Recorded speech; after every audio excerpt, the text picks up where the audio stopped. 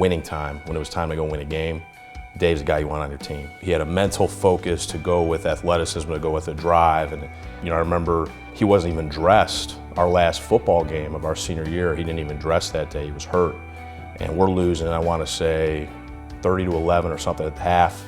He's not even playing. It was Dave at halftime that grabbed the locker room, took command of the locker room, and then we come out, score 21 unanswered points, and win the game. And that was just the kind of guy he was. You could see the rest of his teammates would rise up because of him, next to him, with him. And I think that was one of the things that made the team so successful. He was one of the leaders on the team and made the other kids work just as hard, and that was very important. I think that's what success is about, leading, having the other people follow you as well. I remember in the state championship game, I was so happy for Dave, obviously because we won, but he had the seminal play of the game where he got brought in as the quarterback for a play, and he ran for a 20-yard touchdown, which sealed the game. He played his role. He got in there for 20, 30 plays a game, and he was impactful with every single one of them. As a coach, you find yourself probably lecturing too much, just telling people what to do. And what's interesting, a lot of kids will just shake their heads and go, sure, and go do it.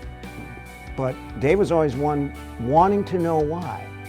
It strikes you when an athlete reacts that way, a coach should put a smile on his face, because now he's being convinced that that technique or that strategy is for a reason, and he can picture himself doing it.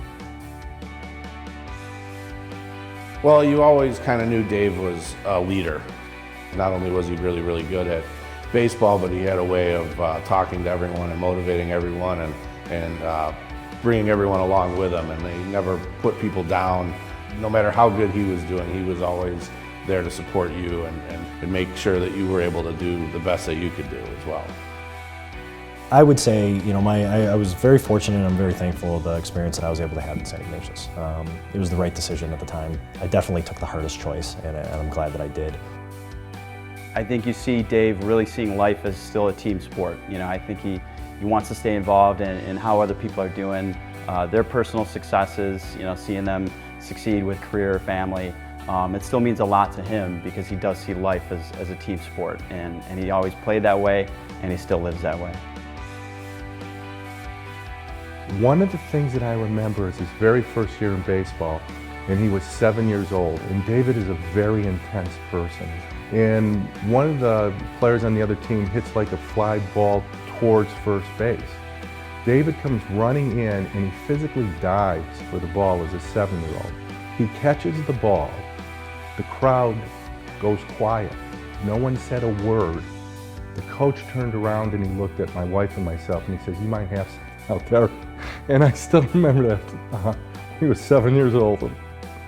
So that was something that I remember. It was really, really special, I thought, and how from being a 7-year-old and you see the talent that was there, it just needed to come out.